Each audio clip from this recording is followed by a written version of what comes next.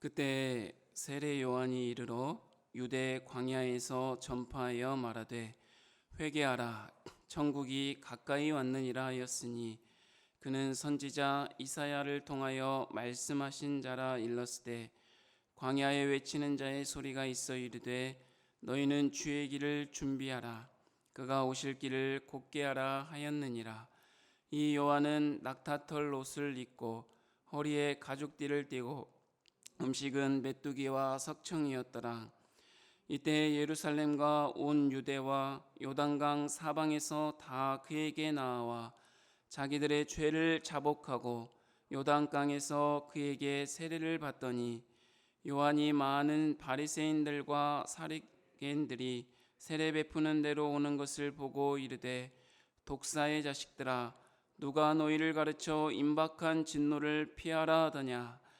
그러므로 회개에 합당한 열매를 맺고 속으로 아브라함이 우리 조상이라고 생각하지 말라. 내가 너희에게 이르노니 하나님이 능히 이 돌들로도 아브라함의 자손이 되게 하시리라. 이미 도끼가 나무 뿌리에 놓였으니 좋은 열매를 맺지 아니하는 나무마다 찍혀 불에 던져지리라. 나는 너희로 회개하게 하기 위하여 물로 세례를 베풀거니와 내 뒤에 오시는 이는 나보다 능력이 많으시니 나는 그의 신을 들기도 감당하지 못하겠노라. 그는 성령과 불로 너희에게 세례를 베푸실 것이요 손에 키를 들고 자기의 타작마당을 정하게 하사 알곡은 모아 곳간에 들이고 쭉정이는 꺼지지 않는 불에 태우시리라. 이때 예수께서 갈릴리로부터 요단강에 이르러 요한에게 세례를 받으려 하시니 요한이 말려 이르되 내가 당신에게서 세례를 받아야 할 터인데 당신이 내게로 오시나이까. 예수께서 대답하여 이르시되 이제 허락하라. 우리가 이와 같이 하여 모든 의를 이루는 것이 합당하니라 하시니 이에 요한이 허락하는지라. 예수께서 세례를 받으시고 곧 물에서 올라오실새 하늘이 열리고 하나님의 성령이 비둘기같이 내려 자기 위에 임하심을 보시더니 하늘로부터 소리가 있어 말씀하시되 이는 내 사랑하는 아들이요 내 기뻐하는 자라 하시니라. 아멘. 예수님의 어린 시절 나사렛에서 지내신 이야기로 2장이 끝남과 동시에 3장에서는 시간이 30여 년의 시간이 훌쩍 지나게 됩니다. 마태복음 3장에서는 세례 요한의 등장과 예수님의 세례 받으시는 모습이 증거되고 있습니다. 모든 복음서에서 예수님의 사역을 소개하시기 전에 곧 하나님의 나라를 준비하는 세례 요한의 사역이 소개되고 있습니다. 하나님 나라의 왕으로 오신 예수님을 맞이하기 위해 세례 요한이 그 길을 준비한 것처럼 오늘을 살아가는 저와 여러분도 주님 다시 오실 날을 기다리며 소망하며 그 길을 합당하게 준비하는 저와 여러분이 되기를 주님의 이름으로 축복합니다. 구약의 말라기를 끝으로 400여 년 동안 이스라엘의 선지자는 나타나지 않았습니다. 그렇다고 하나님의 역사가 멈춘 것은 아니었지만 너무나도 오랫동안 선지자를 만난 경험이 없기에 오늘 본문에 당시 누구도 세례 요한과 같은 메시지와 행동과 삶에 놀라지 않을 수 없었던 것입니다. 매우 독특한 옷차림과 음식, 그 어디에서도 들어보지 못한 회개의 메시지, 그리고 또한 메시지와 함께 베푸는 이 세례는 당시에는 매우 충격적인 사건이었습니다. 이 마태는 충격에 빠진 사람들에게 세례 요한이 이미 구약 성경에 예언된 사람임을 보여주고 있는 것입니다. 우리 3절 4절을 같이 한번 읽어보도록 하겠습니다. 3절 4절입니다. 그는 선지자 이사야를 통하여 말씀하신 자라 일렀으되 광야에 외치는 자의 소리가 있어 이르되 너희는 주의 길을 준비하라 그가 오실 길을 곧게 하라 하였느니라. 이 요한은 낙타털 옷을 입고 허리에 가죽띠를 띠고 음식은 메뚜기와 석청이었더라. 세례 요한은 구약의 예언된 사람임을 보여주고 있으며 그의 옷차림이 우리가 생각하기 쉽게 누구를 예상할 수 있습니까? 엘리야의 옷차림과 유사함을 보여줌으로써 400년 전에 말라기 선지자의 예언과 현재를 이어주고 있는 모습을 볼 수 있습니다. 돌이켜 회개해야 한다는 요한의 메시지와 당시 호화스럽던 종교 지도자들과는 달리 초라한 옷차림, 그리고 왕국이나 번화가가 아니라 광야에서 외치는 소리, 그리고 자신을 주목하는 사람들에게 자신을 주목하지 말고 자신의 뒤에 오시는 이에게 집중하는 모습은 보이지 않는 하나님의 나라가 이 땅에 그리스도로 보여지고 성취될 것을 말해주고 있는 것 같습니다. 그리고 천국이라 하면 하늘에 있는 하나님의 나라라고 생각하기 쉬운 당시의 사람들에게 이 천국이 하늘에만 있는 것이 아니라 하늘로부터 땅으로 내려와 우리 안에 이미 이루어지고 있고 이루어졌음을 보여주고 있는 말씀입니다. 사랑하는 성도 여러분, 하나님의 나라는 우리 안에 임했습니다. 할렐루야. 예수님으로 말미암아 이미 성취되었습니다. 겉으로 보이는 화려하고 웅장한 세상 나라가 무너지고 예수 그리스도가 왕이신 하나님의 나라가 우리에게 임한 것입니다. 그렇다면 우리의 마음은 화려한 궁전에 있는가, 아니면 연약하고 초라하지만 하나님의 마음을 품은 우리의 가난한 심령이 지금 이루어지고 있는가를 한번 되새겨 보았으면 좋겠습니다. 하나님의 나라는 결코 화려한 궁전에 웅장한 곳에 임한 것이 아니라 초라하고 연약해 보이지만 광야에 하나님의 나라가 임했기 때문입니다. 그리고 예수 그리스도는 동방박사들이 별을 보고 예수님을 찾아왔는데 별을 보고도 찾아왔음에도 불구하고 예수님이 당연히 어디에서 날 것이라고 생각했습니까? 세상 나라의 중심인 예루살렘에 날 것으로 생각하고 아무 의심도 없이 예루살렘을 향했지만 예루살렘에 예수님이 나셨습니까? 그렇지 아니하고 어디에? 베들레헴에, 당시 이스라엘 사람들조차도 초라하게 여기고 연약하게 여기고 가난하게 보이는 그 베들레헴에 말구유에 나셨습니다. 그런 것처럼 예수님께서는 화려한 것, 웅장한 곳에 임한 것이 아니라 가난하고 연약하고 초라한 곳에 임하신 것을 볼 때 저와 여러분의 마음이 화려하고 강함보다는 연약하고 초라하고 가난한 마음이 우리 안에 준비될 때 하나님의 나라가 그곳에 임한다는 사실을 여러분 기억하시길 바랍니다. 때로는 초라하고 연약하고 가난해 보이는 우리의 삶이 우리를 힘들게 하고 괴롭게 하고 애통하게 하는 모습을 우리에게 가져다 주지만 그렇지 않습니다. 하나님의 나라가 어디에 임한다고요? 이곳에 임하는 것입니다. 이곳이 어떤 곳입니까? 세상 사람들이 보기에는 초라한 곳, 세상 사람들이 보기에는 가난한 곳, 세상 사람들이 아무도 알아주지 않지만 주님 한 분만을 소망하고 기다리고 바라보는 마음이 저와 여러분의 마음이라면 그곳에 하나님의 나라가 임하고 하나님의 나라가 임할 뿐만이 아니라 저와 여러분과 함께 동행하셔서 하나님의 나라를 더욱더 빛나게 인도하여 주신다는 사실을 기억하는 저와 여러분이 되기를 주님의 이름으로 축복합니다. 세례 요한은 하나님의 나라가 임함을 선포했습니다. 그것은 왕이 왔다는 소식이고 이제는 영적 유배에서 해방시킬 구원자가 왔다는 소식입니다. 이제 이스라엘에게 요구되는 것은 회개와 회개에 합당한 삶과 그 표시로 증표로 세례를 요구하고 있습니다. 우리 5절 6절을 다 함께 읽어보도록 하겠습니다. 5절 6절입니다. 이때 예루살렘과 온 유대와 요단강 사방에서 다 그에게 나와 자기들의 죄를 자복하고 요단강에서 그에게 세례를 받더니 요한이 회개하라고 선포하자 요단강으로 나와 자기 죄를 자복하고 세례를 받는 이들이 많았습니다. 그들은 어떤 사람들입니까? 회개하고 회개에 합당한 삶을 이루는 자들은 어떤 사람입니까? 화려한 곳을 떠나, 화려한 세상을 떠나 어디로 향하는 사람들입니까?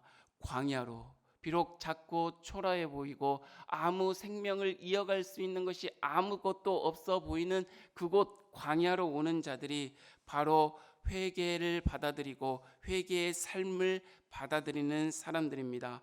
주님께는 세상 왕의 통치가 아니라 왕 대신 주님의 통치를 받기를 원하는 자들이 나오는 이 광야에 저와 여러분들이 이 아침에 서 있기를 주님의 이름으로 축복합니다.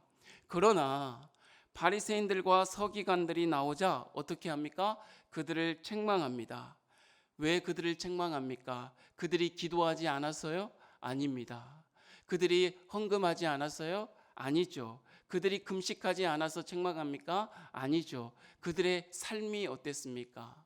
그들의 삶은 형식적이고 그들의 안정감과 기득권에 있어서 열매 맺지 않는 삶을 살았다는 것입니다. 형식적으로 신앙생활을 하고 형식적으로 하나님 앞에 예배한다는 삶을 살아가지만 그 중심에 회개하지도 않고 회개에 합당한 삶을 살지도 않았기 때문에 그들에게는 무엇이 놓여져 있다고 분명히 이야기하고 있습니까? 나무 뿌리에 도끼가 놓여진 것처럼 심판이 반드시 그들에게 놓여져 있다고 이야기하는 것입니다. 사랑하는 성도 여러분, 하나님 앞에 예배하며 하나님 앞에 신앙 생활을 한다는 것은 우리의 혈통도 아니요, 우리의 전통도 아니요, 우리의 형식도 아니라 중요한 것은 우리의 삶이 어떠냐 하는 것입니다. 저와 여러분의 삶은 어떻습니까? 하나님이 보시기에 진정 하나님께서 기뻐하시는 모습으로 하나님 앞에 나아가 예배하고 찬송하고 기도하고 하나님 앞에 우리의 마음을 올려드리고 있습니까? 그렇지 아니하고 여전히 해왔던 우리의 관습과 습관을 따라 예배하고 기도하고 하나님 앞에 헌금을 드린다 하면서도 그 마음을 드리지 못하고 있지는 않습니까? 하나님께서는 중심을 보시기에 모든 것을 아실 수 있지 않겠습니까? 이 아침에 우리 주님께 진정한 마음을 드리는 저와 여러분이 되기를 주님의 이름으로 축복합니다. 이제 13절과 17절까지는 예수님께서 세례를 받으시는 모습을 보여주고 있습니다. 예수님의 행적은 옛 이스라엘 백성들이 걸었던 길을 재현하고 있습니다. 이스라엘 백성들, 아브라함 자손을 하나님께서 어디로 들여보내셨습니까? 애굽으로 들여보내셔서 이스라엘의 민족을 이루어 가시지 않았습니까? 그런 다음에 출애굽을 시키셔서 광야로 가기까지 홍해를 건너면서 우리가 지금 얘기하는 세례를 받게 하시고 또 시내산에서 하나님의 말씀을 받게 하는 모습, 그래서 가나안 땅에 하나님의 나라, 하나님이 명령하신 그곳에 가는 모습을 우리가 구약의 성경을 통하여서 보아왔던 것처럼 예수님께서도 어떠셨습니까? 베들레헴에서 나셔서 하나님께서 구약 선지자의 말씀을 이루시기 위해서 어디로 내려가게 하셨습니까? 피하여 애굽으로 내려가셨다가 헤롯 왕이 죽자 다시 이스라엘로 올라오게 하셔서 나사렛에서 자라서 지금 광야에서 세례 요한을 통해서 세례를 받게 하는 모습을 볼 수가 있습니다. 새 이스라엘, 영적 새 이스라엘의 창조의 시작, 곧 하나님 나라의 시작을 위해서 예수님께서 세례를 받으시고 계시다는 사실입니다. 우리 16절, 17절 한번 다 같이 읽어보도록 하겠습니다. 16절, 17절입니다. 예수께서 세례를 받으시고 곧 물에서 올라오실새 하늘이 열리고 하나님의 성령이 비둘기같이 내려 자기 위에 임하심을 보시더니 하늘로부터 소리가 있어 말씀하시되 이는 내 사랑하는 아들이요 내 기뻐하는 자라 하시니라. 아멘. 예수님께서 어떤 분임을 보여주고 있습니까? 예수님께서 곧 하나님의 아들이요 하나님의 아들이면서 또 누구시다는 것을 정체성이 곧 하나님이라는 사실을 분명히 보여주고 계십니다. 근데 여기서 여러분 놀랍지 않습니까?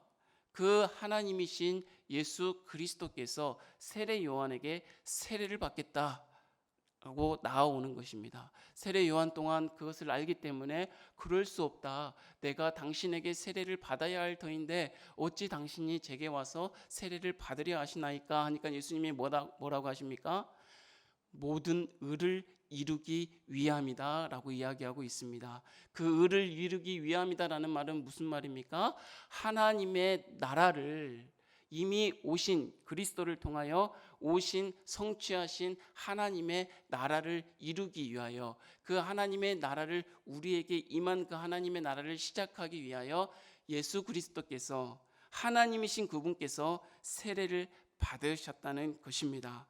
이처럼 하나님의 나라의 출발은 겸손과 순종임을 우리에게 교훈하여 주고 계십니다. 예수님의 정체성이 하나님의 아들, 곧 하나님이심에도 불구하고도 예수님은 하나님의 나라를 이 땅에 실현하는 첫걸음으로 세례를 받으심으로 겸손히 순종하신 것입니다. 그러나 세상 왕들은 어떻습니까? 자기의 이름을 내세우고 기념비를 쌓으며 세상에서 내가 최고라고 말하지만 세상은 늘 우리를 실망시켜 왔습니다. 그러나 하나님의 아들이요 메시아요 다윗 왕위를 물려받으신 우리 주님께서는 어떤 모습으로, 고난받는 종으로, 비록 세상이 보기에 작고 초라하고 연약한 모습이지만 우리에게 무엇을 허락하셨습니까? 하나님의 나라를 허락하셨습니다. 세상은 화려함과 힘 있는 자를 기다리지만, 힘 있는 메시아를 기다리지만 주님은 죄에서 구속하시고 죽음에서 생명으로 인도하는 메시아로서 일하기 시작하셨다는 것을 보여주고 있는 것입니다.